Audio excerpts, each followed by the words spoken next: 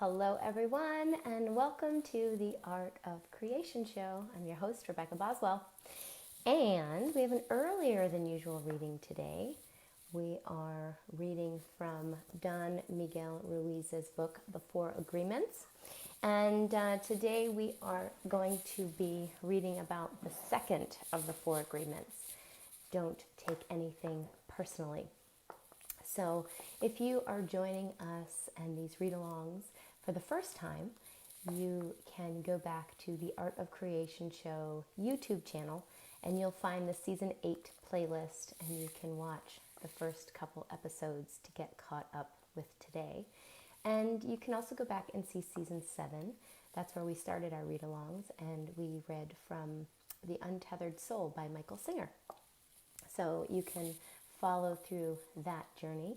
And all of the seasons prior to that are all episodes with various guests on various topics with all kinds of different possibilities, tools, and points of view to begin looking at things from different perspectives and start to see what else might be possible that you have not even considered when looking at the world around you and when making choices to create the experience that you're having now and also the future that you're creating. So one of the things that if you are not new to this channel, you will know that one of my favorite things to play with is the possibility that choice creates, that our choices actually create the reality that we live in. So our choices of thought, our choices of speech, our choices of action, our choices for what we're being in the world, and the energies that we are playing with, that we are, you could say, aligning with, you could say, you could use all kinds of words, but ultimately it boils down to what you're choosing to be in the world. And then, of course, there's all kinds of different ways to play with that. Anyway, so today, don't take anything personally. And this is a huge, huge, huge one, right? And it's something that I think we all bump up against, right? I think everyone could agree at one point or another in their life, they've had some sort of friction, some sort of contrast, some sort of discomfort, some sort of experience in which they have taken something personally, or they have had something where the actions of others have affected self-perception, right? Or even what we create in our internal emotional or psychological environment, right? So one of the things that I wanted to invite you to, which is outside of this book, kind of, is just something that I've been playing with recently that, especially with Thanksgiving coming up, if you're watching this real time, we are just under a week away from Thanksgiving, and that can be a time of lots of social commitments, a time of getting together with friends, with family, sometimes not getting together with friends and family. Sometimes that can also have its own ripple effects. But it can be a time when we have more interpersonal relationships and possibilities for exposure to more people. Sometimes this don't take anything personally agreement can come in even more handy. And we have talked a lot, especially in the last read-along, and just if you've been along in this channel or you've had any exposure to me, right? One of the things that I've been exploring a lot is this notion of oneness and this sense of, how do we fit in this whole thing? And, what part do I personally play in this game of life and living and whatever else is beyond? And for me personally, what I've come to is this sense of like, oh, there is this oneness, right? I am a part of this energetic fabric that creates everything that I perceive, that I see, that I know, that I experience.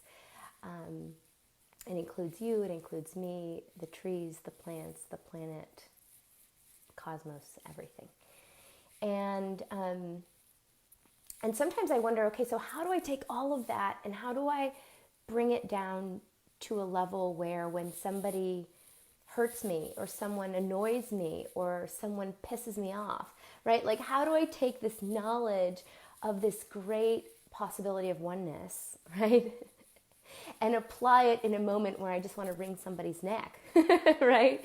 And I just had this sort of this flash, right? That I get cognitively, and I have for a long time, that we are all one in some way, right? In some ways, you are me, I am you. We are reflections and mirrors of each other. And then sometimes we kind of are able to embody or get this information in a slightly different way. And what struck me in the last little while is this possibility of, what if everyone that we come into contact with, everyone on the planet, what if everyone is simply another expression of you? So you are playing out you as just another way that I could play myself out, but I'm choosing this time, right? I'm choosing to play out my experience this way. And so when I started to look at that possibility, I started to realize, well, that separation that we perceive between people, that is part of the dream. Like in the beginning of this book, right, we talk about life as a dream. And, or, you can talk about the matrix, or you can talk about this in so many different ways. Hi, nice to have you.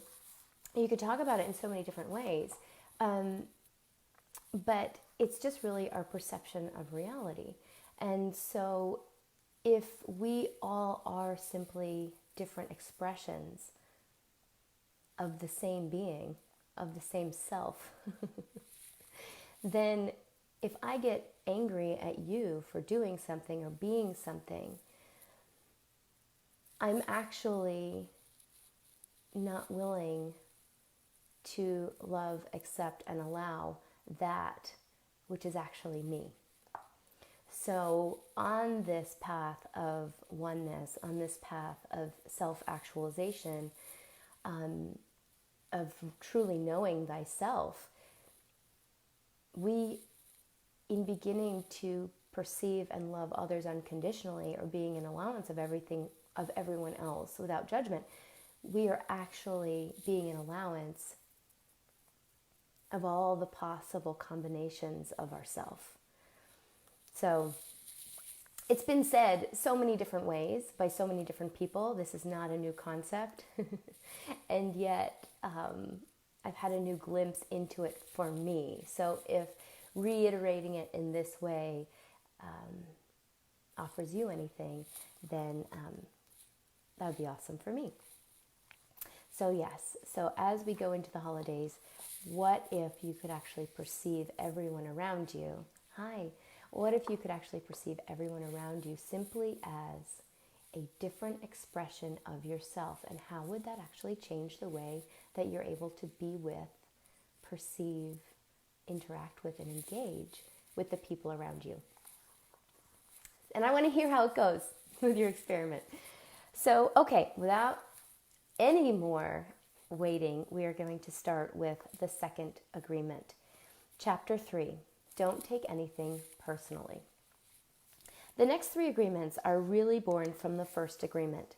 The second agreement is don't take anything personally. Whatever happens around you, don't take it personally.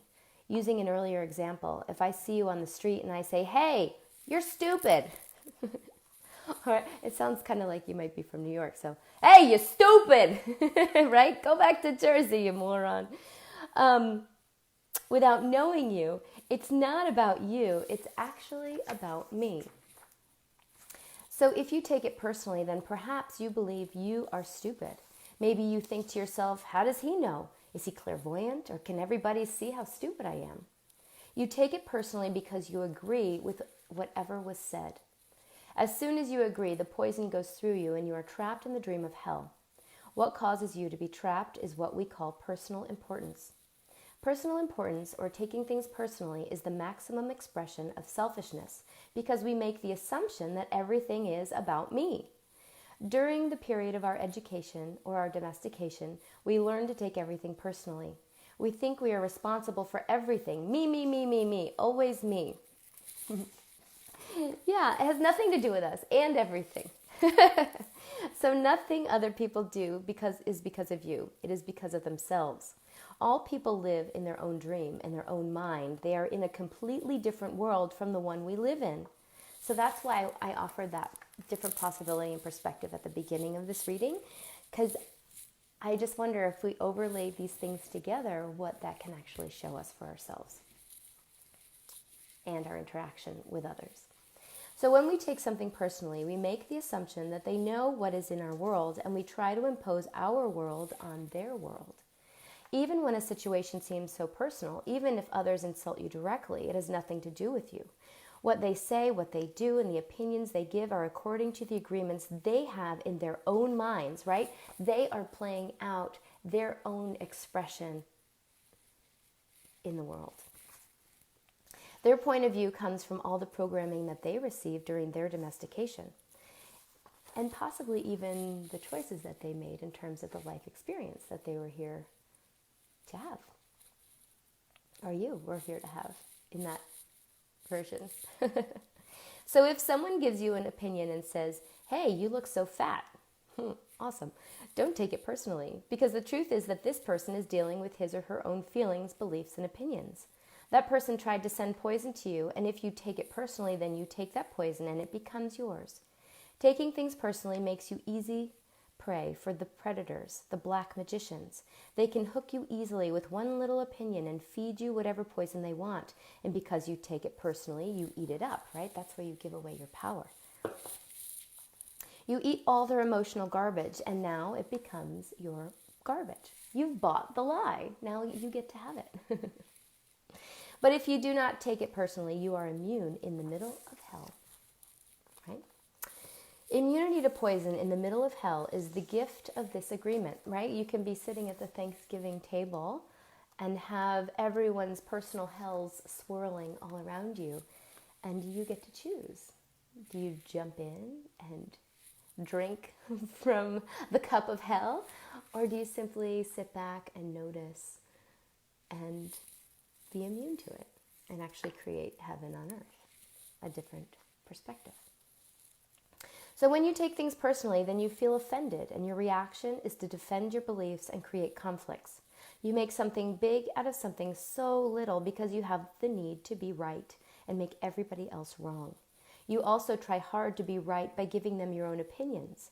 In the same way, whatever you feel and do is just a projection of your own personal dream, a reflection of your own agreements. What you say, what you do, and the opinions you have are according to the agreements you have made, and these opinions have nothing to do with me. It is not important to me what you think about me, and I don't take what you think personally. I don't take it personally when people say, "Miguel, you are the best," and I don't take it personally when they say, "Miguel, you are the worst." I know that when you are happy, you will tell me, "Miguel, you are such an angel." But when you are mad at me, you will say, "Oh, Miguel, you are such a devil. You are so disgusting. How can you say those things?" Either way, it does not affect me because I know what I am.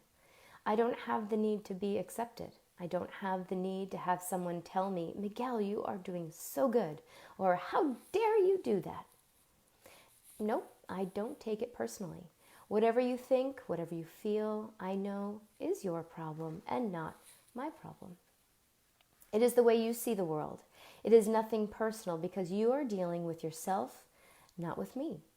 Others are going to have their own opinion according to their belief system. So nothing they think about me is really about me, but it is about them, right? It's about how they bump up against us and how that works or doesn't work for them in their construct of reality. So you may even tell me, "Miguel, what you are saying is hurting me." But it is not what I am saying that is hurting you. It is that you have wounds that I touch when I say what I have said. You are hurting yourself. There is no way that I can take this personally. Not because I don't believe in you or don't trust you, but because I know that you see the world with different eyes, with your eyes. You create an entire picture or movie in your mind, And in that picture, you are the director, you are the producer, you are the main actor or actress. Everyone else is a secondary actor or actress. It is your movie. Have you ever been in a situation and someone says, oh, stop yelling at me? And you have not raised your voice. You have not had any charge on what's being said. And the only thing that you can see that they're reacting to is simply that they don't like what you're saying. Well, that's kind of an example of how this kind of thing can play out.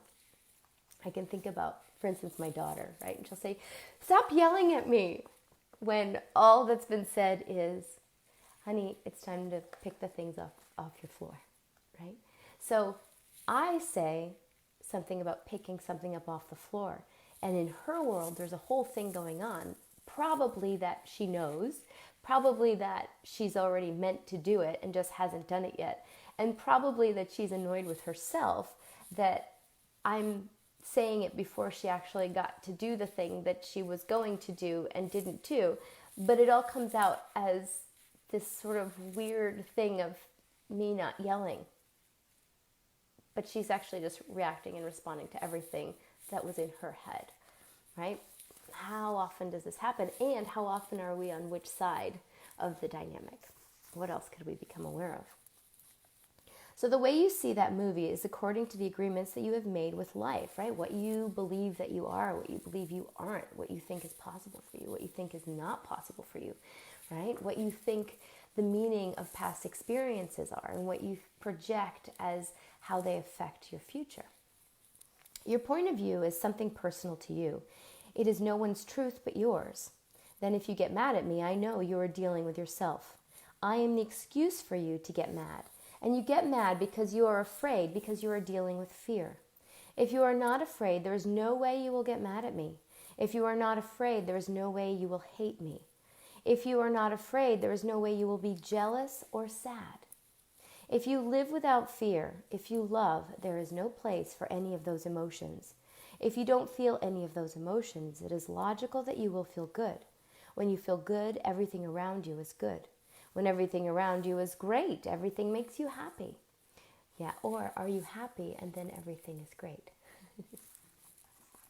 Yes. You are loving everything that is around you because you are loving yourself, because you like the way you are, because you are content with you. And I don't mean because you have decided what you should be and now you've put everything into place so that it looks like what you think it should be, but you're actually being you. Right? Whatever that is. So because you are happy with your life, you are happy with the movie that you are producing, happy with your agreements with life, you are at peace and you are happy, right? This is something that we might also call coherence, right? It's where we get to experience harmony with other things, beings, energies. So you live in that state of bliss where everything is so wonderful and everything is so beautiful. In that state of bliss, you are making love all the time with everything that you perceive. There is no separation. Whatever people do, feel, think, or say, don't take it personally. If they tell you how wonderful you are, they are not saying that because of you. You know you are wonderful. It is not necessary to believe other people who tell you that you are wonderful. Don't take anything personally. Even if someone got a gun and shot you in the head, it was nothing personal, even at that extreme. Even the opinions you have about yourself are not necessarily true, right? I mean, how many lies have we bought from other people's points of view based on how they were feeling in a particular moment in time? And then we made it so real about ourselves. And it was never even true to the original participant who gave us that lie. The mind has the ability to talk to itself, but it also has the ability to hear information that is available from other realms. Sometimes you hear a voice in your mind and you may wonder where it came from. This voice may have come from another reality in which there are living beings very similar to the human mind. The Toltecs called these beings allies. In Europe, Africa, and India, they call them the gods. Our mind also exists in the level of the gods. Our mind also lives in that reality and can perceive that reality. The mind sees with the eyes and perceives this waking reality. but the mind also sees and perceives without the eyes, although the reason is hardly aware of this perception. The mind lives in more than one dimension. There may be times when you have ideas that don't originate in your mind, but you are perceiving them with your mind, right? Like a big antenna. You have the right to believe or not believe these voices, and the right not to take what they say personally. We have a choice whether or not to believe the voices we hear within our minds, just as we have a choice of what to believe and agree with in the dream of the planet. The mind can also talk and listen to itself. The mind is divided as your body is divided. Just as you can say, I have one hand and I can shake my other hand and feel the other hand, the mind can talk to itself.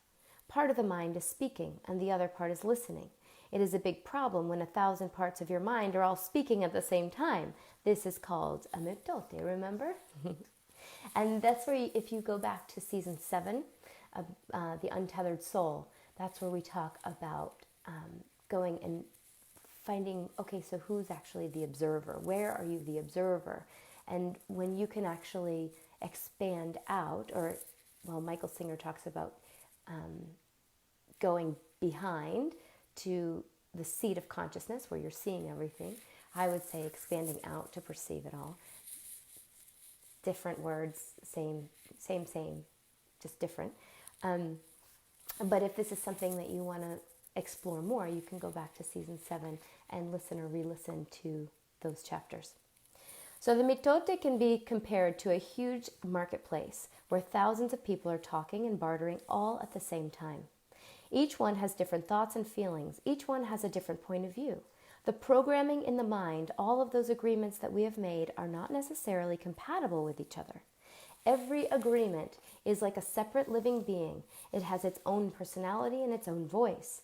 There are conflicting agreements that go against other agreements, and on until it becomes a big war in the mind.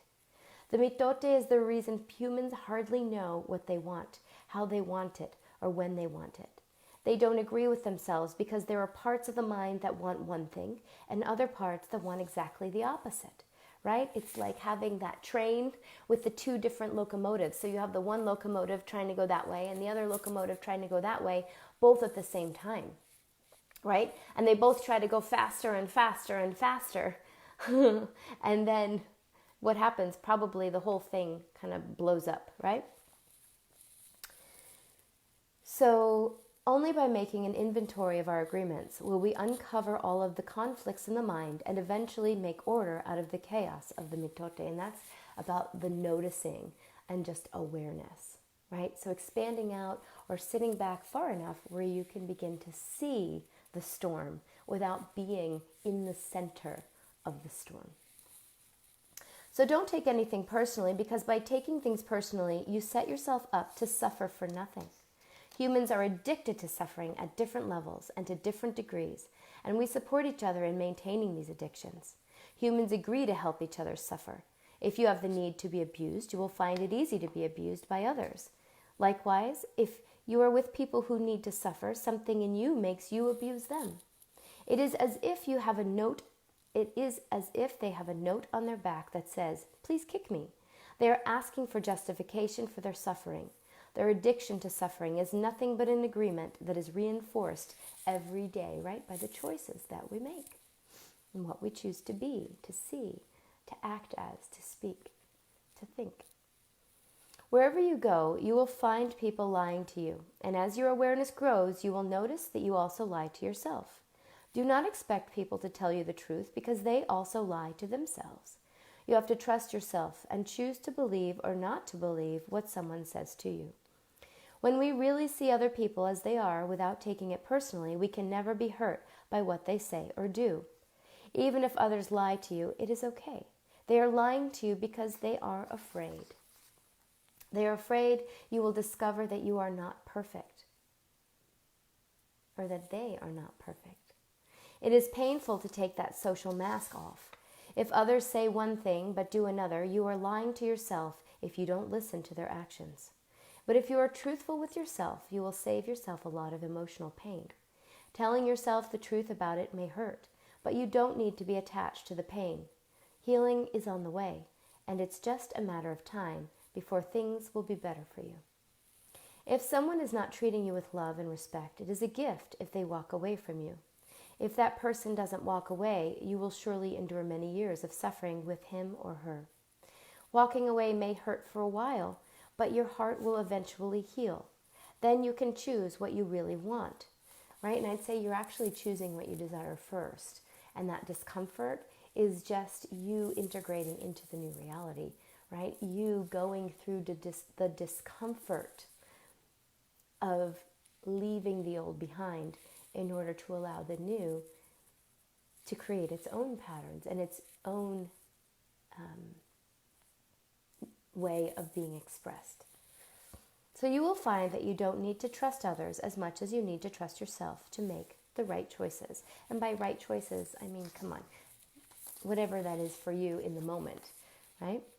When you make it a strong habit not to take anything personally, you avoid many upsets in your life. Your anger, jealousy, and envy will disappear, and even your sadness will simply disappear if you don't take things personally. If you can make this second agreement a habit, you will find that nothing can put you back into hell. There is a huge amount of freedom that comes to you when you take nothing personally. You become immune to black magicians, and no spell can affect you regardless of how strong it may be. Right? In the first agreement, we talked about the impeccability of our word and how we cast spells with our words, whether they're words that we think or words that we speak. We are constantly creating with the word.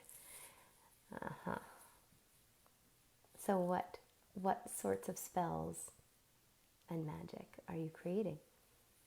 You become immune to black magicians, and no spell can affect you regardless of how strong it may be. The whole world can gossip about you, and if you don't take it personally, you are immune. Someone can intentionally send emotional poison, and if you don't take it personally, you will not eat it. When you don't take the emotional poison, it becomes even worse in the sender, but not in you, right? I am paper, you are glue, everything you say. Wait, I am rubber, you are glue, everything you say bounces off of me and sticks to you. And that is some cosmic wisdom right there, folks. So you can see how important this agreement is. Taking nothing personally helps you to break many habits and routines that trap you in the dream of hell and cause needless suffering. Just by practicing this second agreement, you begin to break dozens of teeny tiny agreements that cause you to suffer. And if you practice the first two agreements, you will break 75% of the teeny tiny agreements that keep you trapped in your own personal hell. Write this agreement on paper and put it on your refrigerator to remind you all the time, don't take anything personally. As you make a habit of not taking anything personally, you won't need to place your trust in what others do or say. You will only need to trust yourself to make responsible choices. You are never responsible for the actions of others. You are only responsible for you. When you truly understand this and refuse to take things personally, you can hardly be hurt by the careless comments or actions of others. If you keep this agreement, you can travel around the world with your heart completely open, barriers down, right? No walls. And no one can hurt you. You can say, I love you, without fear of being ridiculed or rejected. You can ask for what you need. You can say yes, or you can say no, whatever you choose, without guilt or self-judgment. You can choose to follow your heart always. Then you can be in the middle of hell and still experience inner peace and happiness. You stay in your state of bliss, and hell will not affect you at all. So don't take anything personally. And a positive reframe of that, right, could be, I am in my power. I am a creator through choice, right? I have the choice. I choose to buy into that. I choose to be hooked by that.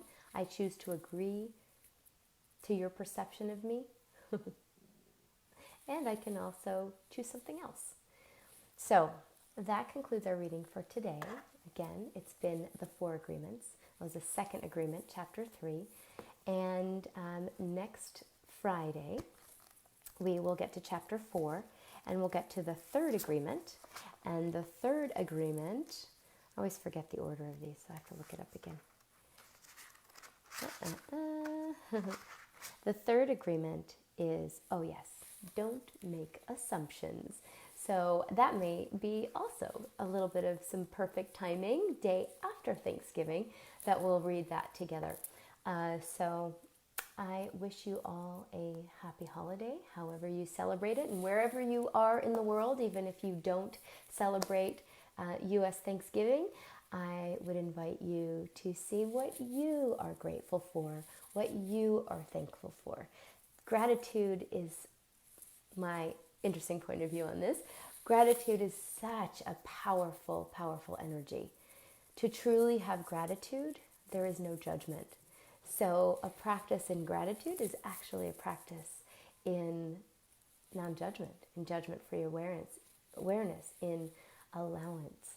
And so that's for us, that's for those around us, it's for all the things. So I wonder what you are grateful for and how you can amp up and amplify your gratitude practice over the next week until we meet again. I will put another link in case you're not aware. I've been doing a 30 days of gratitude over in another group and have been posting daily. I'm going to put the link to that in this show note when that all gets posted. So if you'd like to come and join that group, you are more than welcome to do that. It is something that I do every November, and would love to see you there. So many blessings, lots of gratitude to you. Don't take anything personally. And until next week, I wonder what we'll discover next. Bye, guys.